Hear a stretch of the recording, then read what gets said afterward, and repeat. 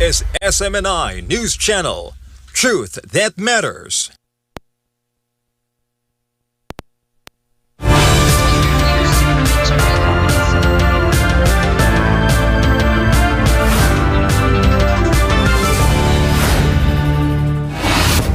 In the headlines, a major military claim from Washington.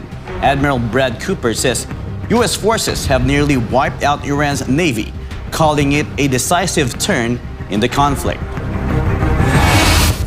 Despite regional tensions, Beirut's Rafik Hariri International Airport remains open, with flights continuing normally.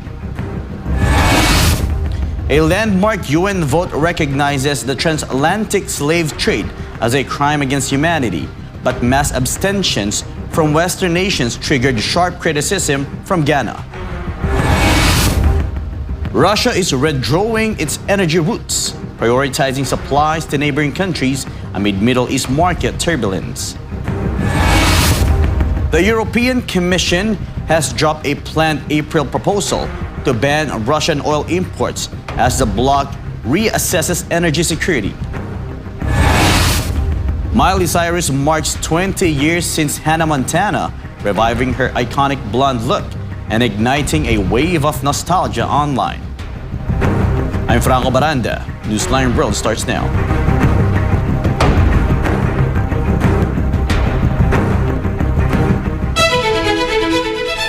Admiral Brad Cooper has declared that U.S. forces have reached a major milestone in the campaign against Iran, wiping out nearly the entire Iranian navy and toppling the regime's capacity to rebuild its military. Paul Montebon reports. Operation's Epic Fury has entered its fourth week with what U.S. Central Command describes as unmatched dominance. In a briefing on Wednesday, Admiral Brad Cooper confirmed that U.S. forces have now struck over 10,000 military targets inside Iran.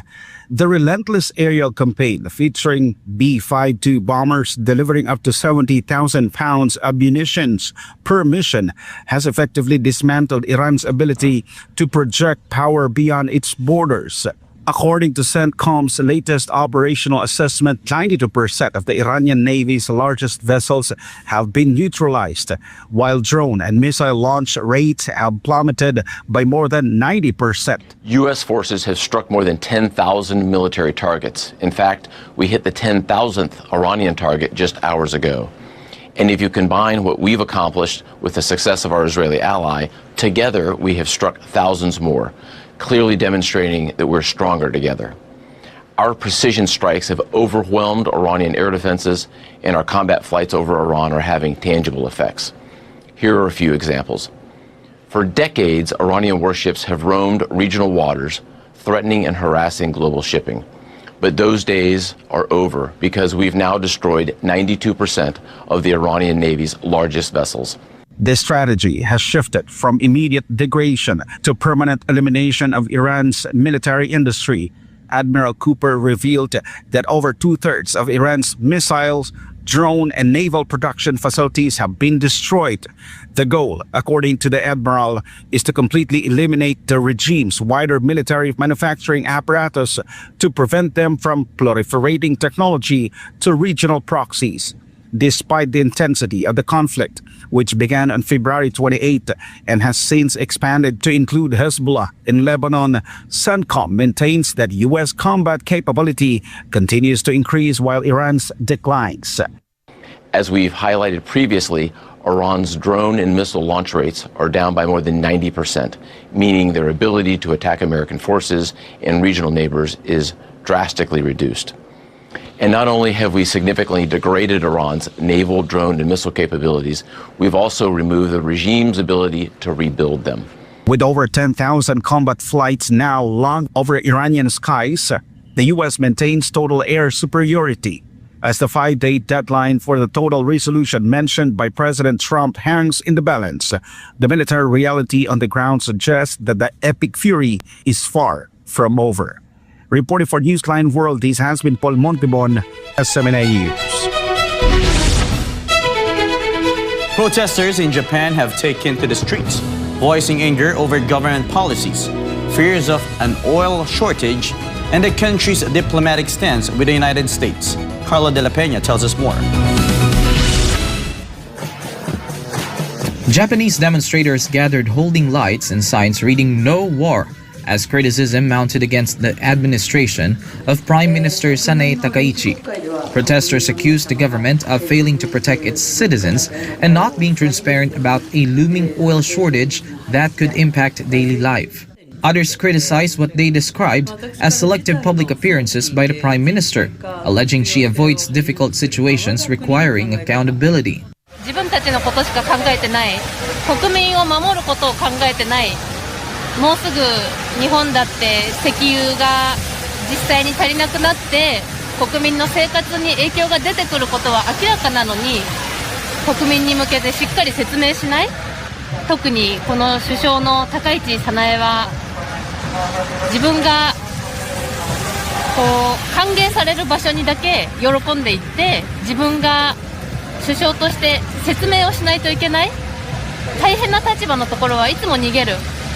そんな逃げてばっかりの人は早くやめてほしい。Criticism also extended to Japan's diplomatic approach, particularly its relationship with the United States President Donald Trump.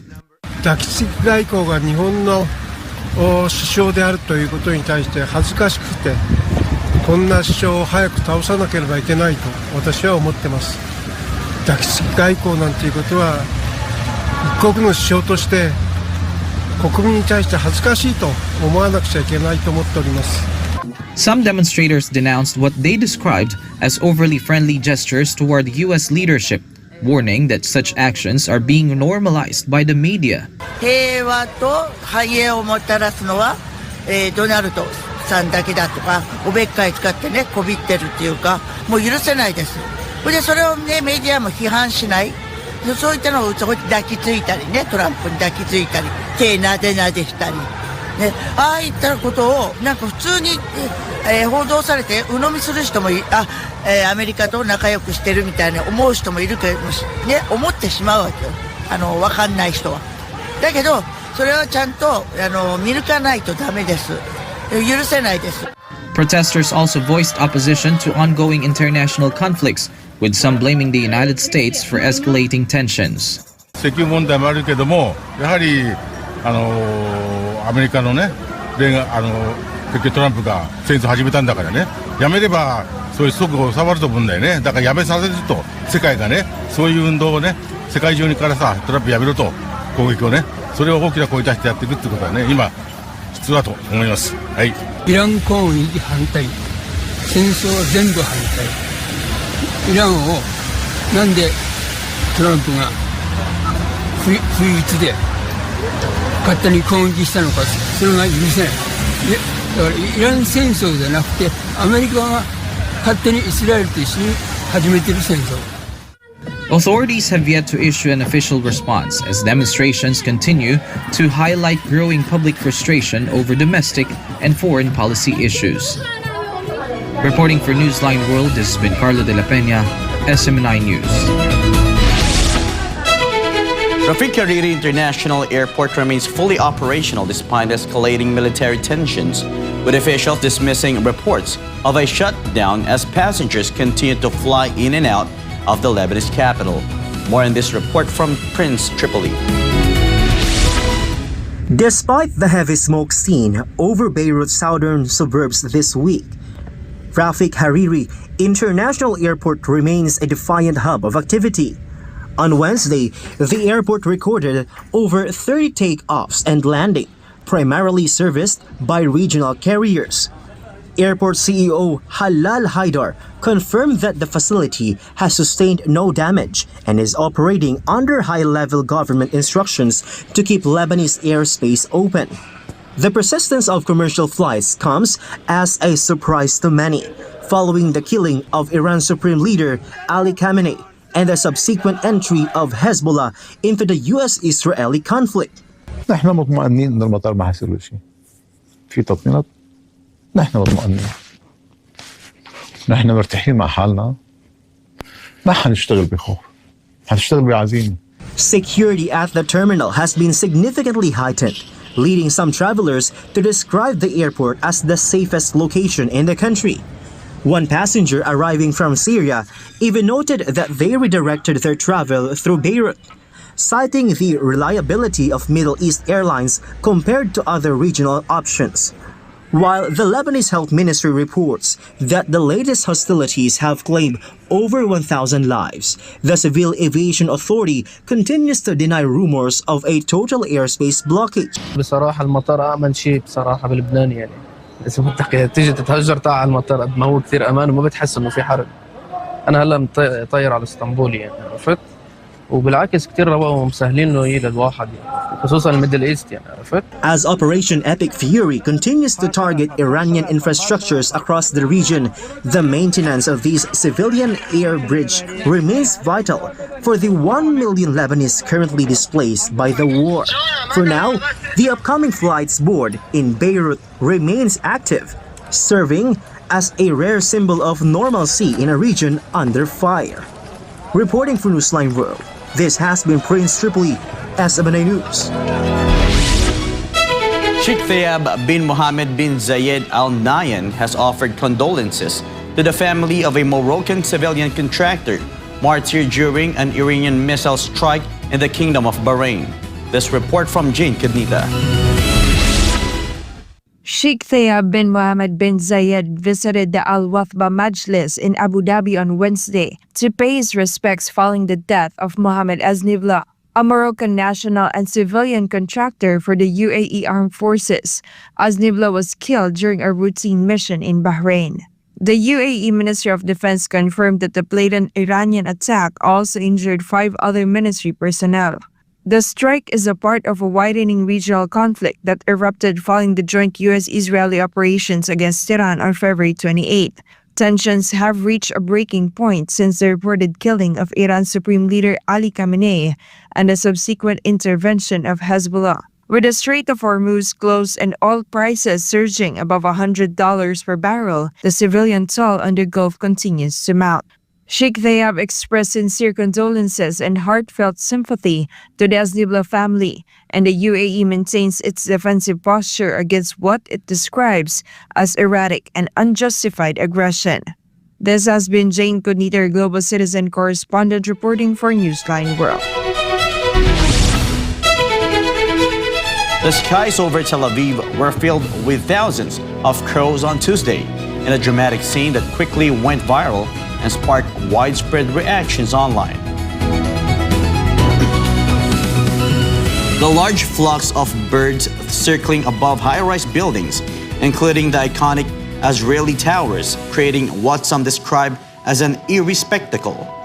Many viewers on social media referred to the scene by many on social media as harbinger of doom, linking the unusual gathering to ongoing tensions between Israel and Iran. However, these claims remain speculative and unverified. Experts say a large group of crows can form due to natural causes, such as migration, weather changes, or the search for food, and are not uncommon in urban areas. So official statement has been issued regarding the incident as the tension in the region remains focused on the border geopolitical situation. Up next, Russia is redrawing its energy routes, prioritizing supplies to neighboring countries amid Middle East market turbulence. And the European Commission has dropped a planned April proposal to ban Russian oil imports as the bloc reassesses energy security.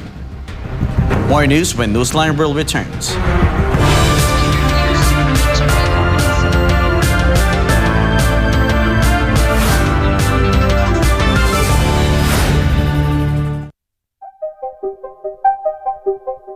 Patuloy na lumulobo ang utang ng Pilipinas. As of 2025, 17.71 trillion pesos na ang utang ng bansa dahil sa pagbabayad ng budget deficit at pagpapondo sa mga programa ng gobyerno ayon sa Bureau of Treasury. Para sa taong ito, inaasahang aabot sa mahigit 19 trillion pesos ang sovereign debt ng bansa ayon sa Budget of Expenditures and Sources of Financing para sa fiscal year 2026. Nauna namang sinabi ni dating Finance Secretary Ralph Recto na ngayon ay Executive Secretary na maaaring lumobo hanggang 20 trillion pesos ang kabuang utang ng bansa pagsapit ng pagtatapos ng termino ni Pangulong Ferdinand Marcos Jr. sa 2028. Pero bakit nga ba umuutang ang Pilipinas? Umuutang ang bansa para pondohan ang mga proyekto ng pamahalaan, ayuda sa mga mamamayan pag may kalamidad at para pasiglahin ang ekonomiya sa pamamagitan ng mga proyektong inaasahang lilikha ng trabaho at kita sa hinaharap. Pero hanggang ngayon, hindi pa rin ramdam ng ordinaryong Pilipino ang paglago ng ekonomiya. Pagbangon ba ang patutunguhan ng mga utang na ito o pagkalubog? Mayroon tayong tinatawag na Gross Domestic Product o GDP.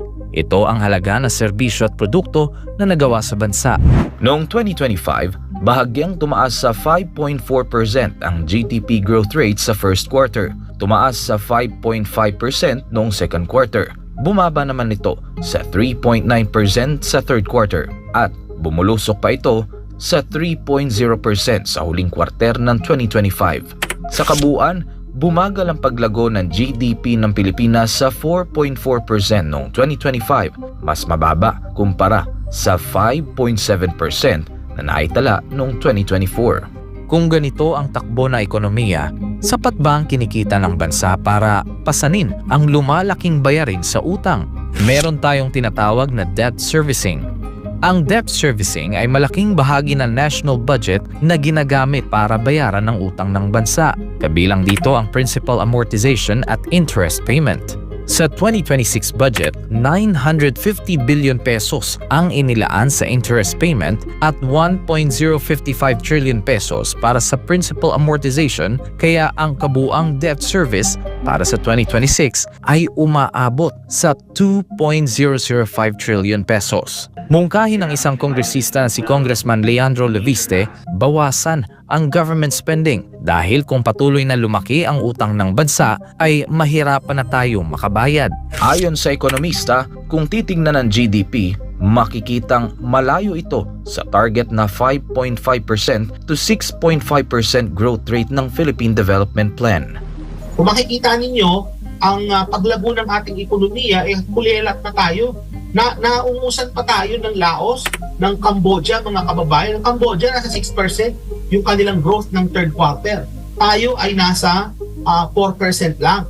Makikita natin sa datos na yan, from January to August this year, kukumpara natin yan from last year, ang foreign direct investment natin ay bumaba na ng nasa 23% ang ibinaba natin. Official numbers to, galing to mismo sa Bangko Sentral ng Pilipinas. So ibig sabihin kung bumaba yan, ibig sabihin yan, there's really hesitation, from the external sector. Kumbaga sa labas ng ating ekonomiya, yan yung mga foreign investor na magtatayo sana ng planta, ng pabrika, makakalikha ng trabaho.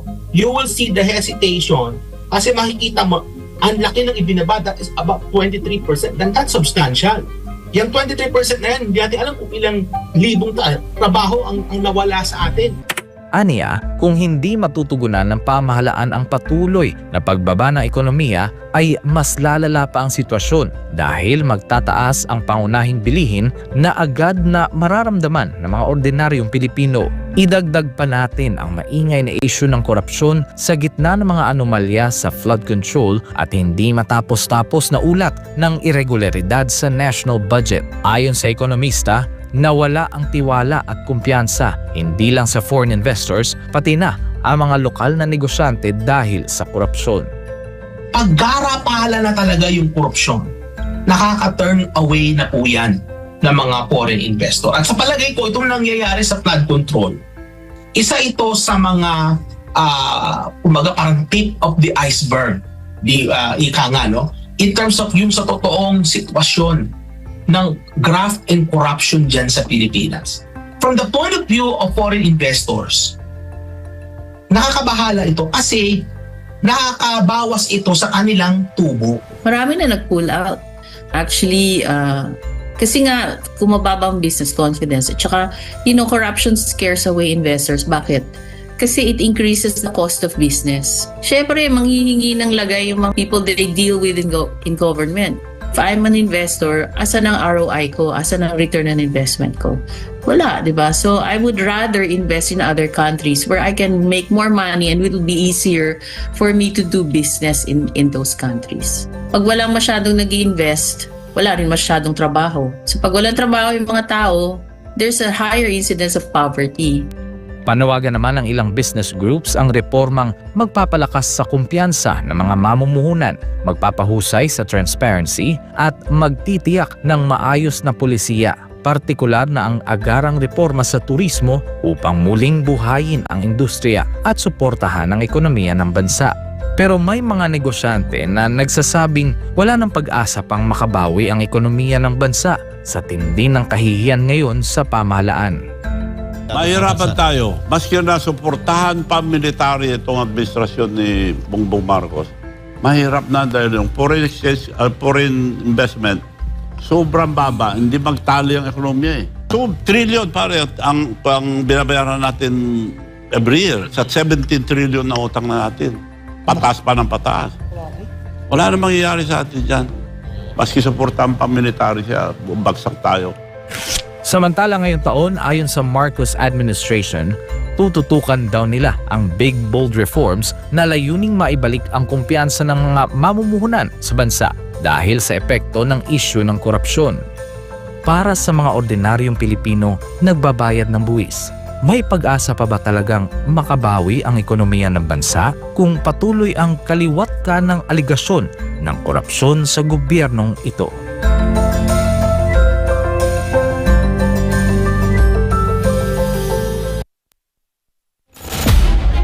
Sa panahon ng ingay, sa panahon ng maraming tanong, panahon na para marinig ang katotohanan. Sa totoo lang, ano ba talaga ang nangyayari sa ating bansa? At sa totoo lang, handa ba tayong harapin ang katotohanan?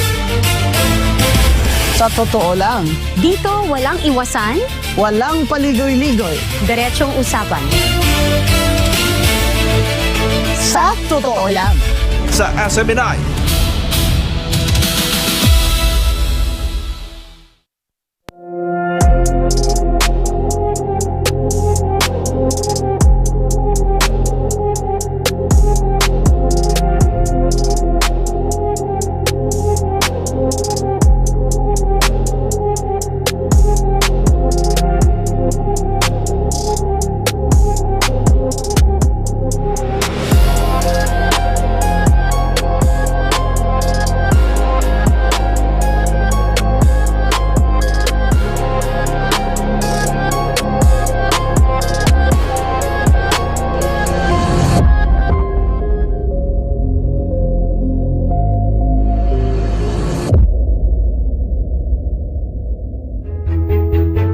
Pagod? Nanunuyo ang lalamunan? O baka naman nahihirapan kang mag-focus sa ginagawa? Kapartner, baka naman dehydrated ka na.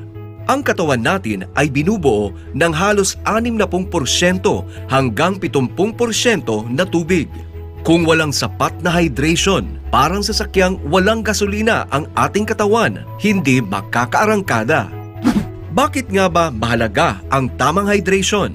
Hindi lamang ito pamatid uhaw dahil nakatutulong rin ito sa pagdaloy ng sustansya sa katawan, pagpapanatili ng tamang body temperature at pagpapakinis ng kutis. Kaya't huwag nang hintayin pang mauhaw ka bago uminom. Ang pagkauhaw ay babala na ng iyong katawan na ikaw ay dehydrated na. Ang standard na payo ng mga doktor ay 8 baso ng tubig ang dapat inumin bawat araw. Pero tandaan, depende ito sa iyong timbang, edad at kung gaano ka ka-active. Samantala, narito ang ilang gabay para manatiling hydrated. Simula ng araw sa isang basong tubig. Magbaon ng sariling tumbler para siguradong may maiinom saan man magpunta. At hanggat maaari, piliin ang tubig kaysa mga matatamis na inumin. Kaya mga kapartner, manatiling hydrated para makaiwas sa mas malalang sakit at upang maalagaan ang iyong kalusugan.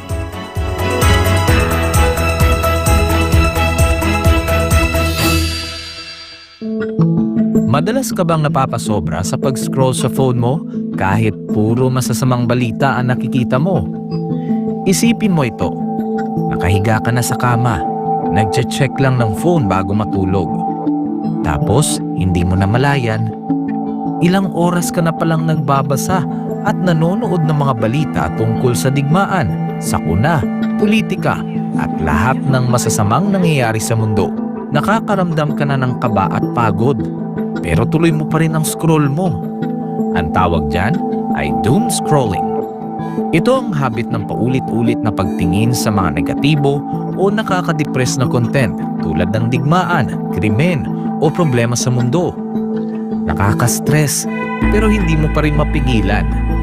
Ayon sa isang pag-aaral ng Texas Tech University, ang sobrang konsumo ng masasamang balita ay nauugnay sa pagtaas ng stress, anxiety at pisikal na sintomas gaya ng pagkapagod at sakit ng ulo. Ayon naman sa Harvard Health, ang doom scrolling ay nagpapataas ng fight or flight hormones tulad ng cortisol at adrenaline na nakakapagpabigat ng isip at katawan. Nakakaapekto ito sa iyong mood, tulog at maging sa mental at physical health mo. At kapag naman puro memes at random na content ang pinapanood mo ng sunod-sunod hanggang sa mawalan ka na ng gana na mag-isip at gumawa ng iba pang gawain, ang tawag naman diyan ay brain rot. Sa Gen Z at tinatawag na internet culture, ang brain rot ay overconsumption o sobrang tagal na panonood ng paulit-ulit, mababaw, magulo o walang saysay na content online hanggang sa parang manhid na ang utak mo. Kapag nasobrahan, syempre, nakakasama. Nawawalan ka na ng focus, nawawala ang motivation, hirap mag-isip ng malalim, parang lutang o foggy ang utak. Masaya sa simula, pero kapag sobra, napapagod ang isip mo. Nahihirapang mag-concentrate at parang lutang. Mas delikado pa ito sa mga bata dahil ang utak nila ay nasa proseso pa ng pag-develop. Kaya mas malakas ang epekto ng doom scrolling at brain rot sa kanila. Maaaring makaapekto sa pag-aaral, pag-iisip at pakikitungo sa iba. Ang higit sa 4 na oras ng screen time araw-araw sa mga kabataan ay konektado sa 35 to 88% na mas mataas na posibilidad ng depresyon, anxiety at stress. Base ito sa isang malawakang pag-aaral sa Brazil. Kaya, maging balanse. Magpahinga sa screen, magbasa, makipagkwentuhan, magdasal, maging present lagi. Alagaan ang iyong isipan. Kung anong itinatanim sa isipan mo, yun ang lalago.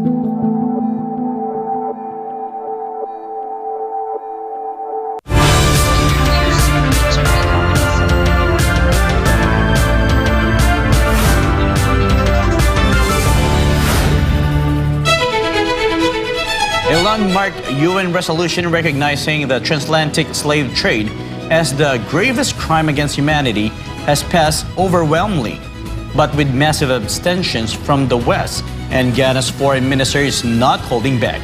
Joy Tabanao reports. 123 countries backed a resolution recognizing the transatlantic slave trade as the gravest crime against humanity, including all African nations present, and BRICS allies of Russia, China, Brazil, and India. 3 countries voted against: the United States, Israel, and Argentina. 52 nations abstained, among them the United Kingdom, Ukraine, and all 27 EU member states, citing concerns over the resolution's wording and the scope of reparations. Pressed the reporters on the U.S. vote and the more than 50 abstentions. Foreign Minister Samuel Okudzeto Ablakwa pushed back on claims that negotiations had been rushed. They sought to create the impression that the time for negotiations have been short. The President of Ghana served notice last year in September when he delivered his address at the 80th session of the General Assembly. We allocated 3 hours, twice the time, and had multiple rounds of negotiations. So there are some that to us, it is clear that even if we gave them 50 years, they would say that the time is not enough. But we can no longer wait. Ablacua pointed to the upcoming centennial of the abolition of slavery, saying 100 years without justice was long enough. September, we will be commemorating 100 years since the last slavery was abolished. 100 years. And yet there has been no justice. A whole century. So we cannot keep waiting for those who do not want to reckon, who do not want to come to the table with urgency and with acknowledgement that this is a matter that can no longer be swept under the carpet. The minister also clarified that reparatory justice would look like, saying African leaders are not seeking direct payments. African leaders or Caribbean leaders are not looking for money. It goes against our conscience to seek to profit from this. We don't want any payments made to us directly. We are talking about causes to deal with the structural inequalities. And we are also talking about the return of artifacts to the continent. It's all in the resolution.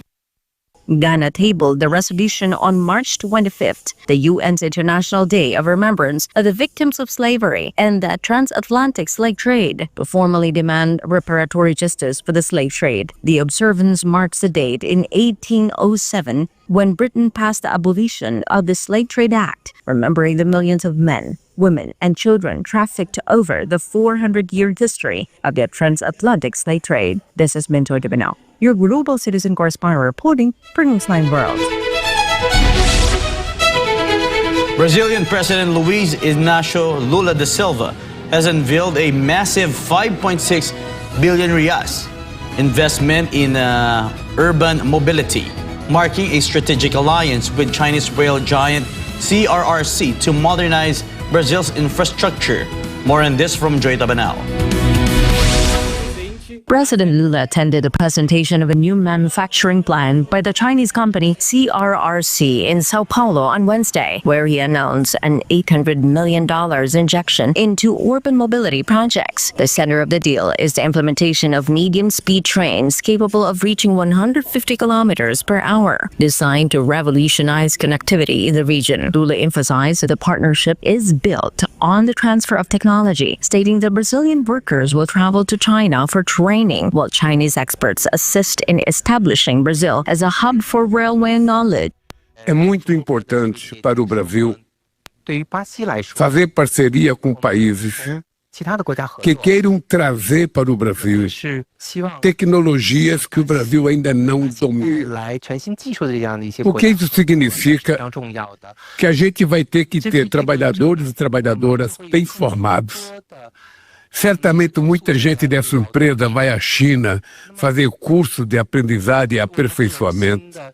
Certamente muitos chilenos virão para cá para ajudar o Brasil a ser detentor do conhecimento dessa tecnologia. The president used the event to highlight Brazil's strategic potential, citing its vast reserves of critical minerals, rare earths, and 12% of the world's fresh water. He boldly predicted that with these resources and new technological leaps, Brazil is on track to become the world's fifth or sixth largest economy. The installation of the CRRC plant is seen as a cornerstone of the broader leap in quality for Brazil's railway system and a consolidation of the growing bilateral ties between Brasilia and Beijing. O Brasil tem todas as condições de dar um salto de qualidade e se transformar numa nação desenvolvida. O Brasil pode chegar a ser a sexta, a quinta economia do mundo.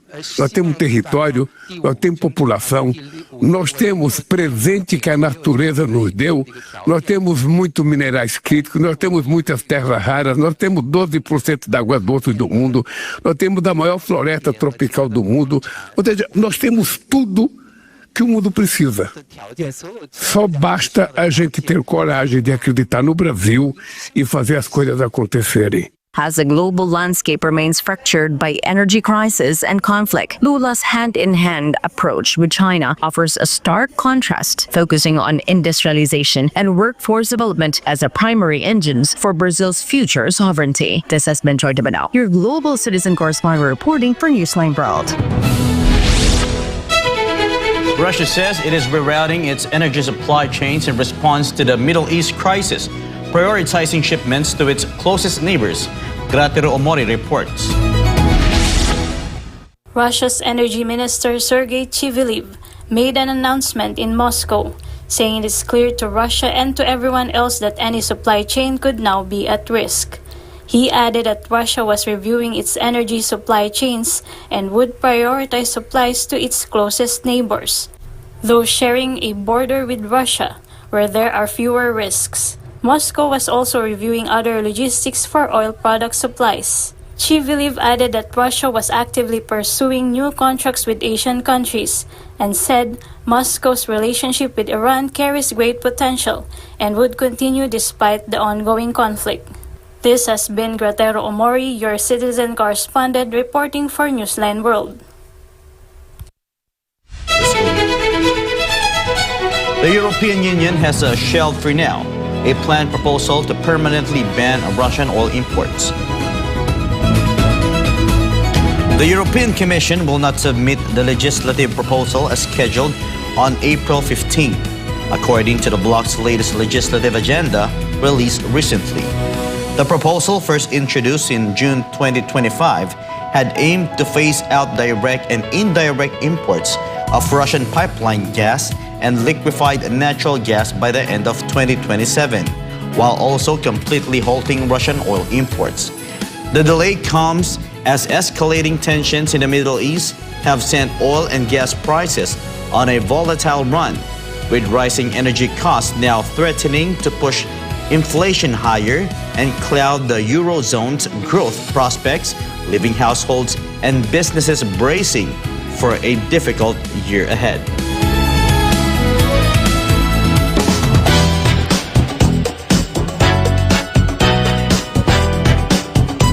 Sporting her signature Hannah Montana blonde hair and bangs, Miley Cyrus returned to her roots as she celebrated 20 years of the hit Disney series that launched her career. Meanwhile, professional dancer Nadia Bychkova has issued a cryptic statement about her future on Strictly Come Dancing, sparking speculation among fans. Daniela Paulite has the latest showbuzz. Cyrus reunited with former cast members of Hannah Montana during the premiere of the Hannah Montana 20th Anniversary Special held in Los Angeles on Monday evening.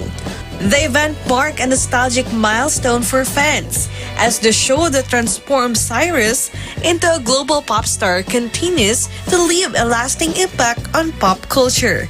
The anniversary celebration highlights the enduring legacy of Hannah Montana and its role in shaping a generation of viewers. Her message comes amid reports of a major behind-the-scenes shakeup, with several professional dancers reportedly being cut as the long-running BBC series prepares to enter a new era. The rumored changes are said to include a refresh of the show's lineup, with new presenters expected to replace longtime host Claudia Winkleman and Tess Daly. Fellow cast members have since shown their support for Bychkova as uncertainty continues to surround the future of the show's professional lineup. No official confirmation has been released regarding the reported changes, leaving fans awaiting further updates. Reporting for Newsline World, Daniela Paulita, SMNI News.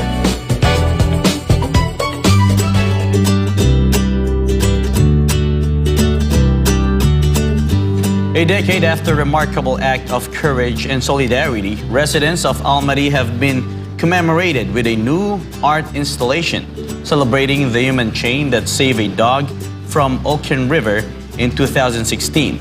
The monument, unveiled in March 2026, stands as a testament to the power of community and compassion. Stella Maris tells us more.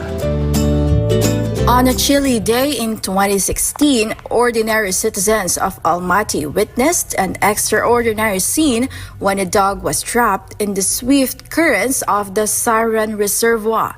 Without hesitation, local residents formed a human chain, braving the icy water to the dog to safety. Their selfless act captured the hearts of the city and became a symbol of unity, courage, and empathy. 10 years later, the city has immortalized that moment through a striking art installation along the Ulken River. The project was initiated by Ford Bank JSC in collaboration with the Progression Agency. The monument depicts figures reaching out and linking hands, a visual reminder that even small communities can achieve the extraordinary when people come together. The official opening ceremony took place on March 22, 2026, attended by city officials and residents, reflecting on the enduring message of the rescue in times of need. The monument is not just about a rescue, it tells about the spirit of Almaty, neighbors helping neighbors and people standing together. The installation has already begun to draw visitors who are inspired not only by the bravery of those involved in the 2016 rescue, but also by the broader message of human compassion. For the people of Almaty, the monument serves as a reminder that unity and empathy are timeless virtues capable of turning a single act of courage into a lasting legacy. This has been Stella Maris, your citizen correspondent, reporting for Newsline World.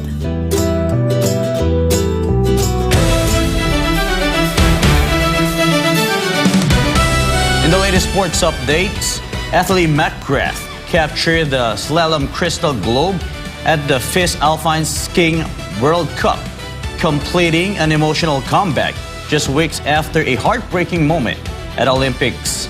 Meanwhile, Jake Jarman is setting his sight on qualifying for the 2028 Summer Olympics in Los Angeles as he continues refining his routines and preparations following his bronze medal performance at the 2024 Summer Olympic in Paris. Carlo De La Peña tells us more.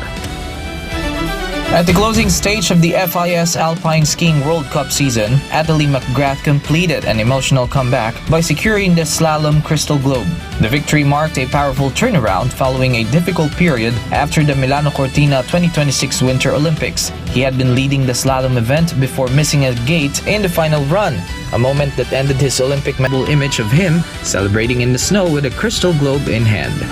Meanwhile, the two-time world champion from the Great Britain men's national artistic gymnastics team delivered strong performances at the 2026 British Gymnastics Championships in Liverpool while continuing to develop routines for the next Olympic cycle. Jarman, who won a bronze medal at the 2024 Summer Olympics in Paris, said he has spent the past year and a half improving technical elements in his routines as he prepares for major competitions leading to the 2028 Summer Olympics in Los Angeles. Among the skills he has been working to perfect is the difficult Casina move on the horizontal bar, which he recently reintroduced at the national championships after refining his technique to avoid aggravating a previous shoulder injury.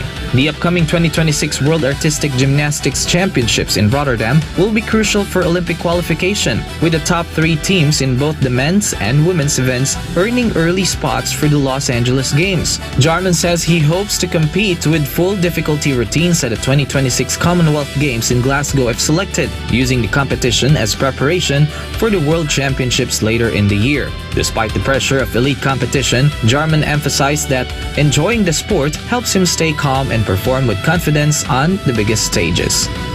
Reporting for Newsline World, this has been Carlo De La Peña bringing you the latest sports news.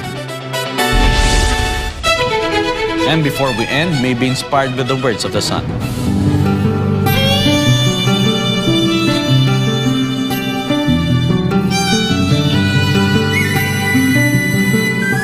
No matter who you are or whatever your circumstances in life, there are always things to be grateful for.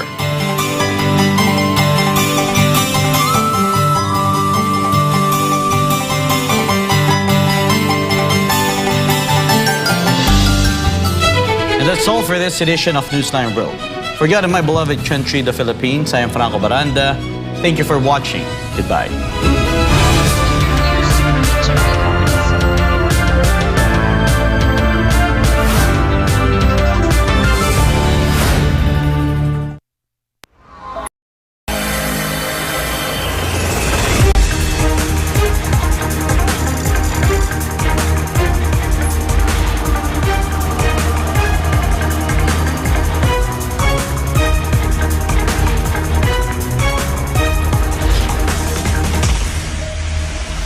This is SMNI News Channel, Truth that matters.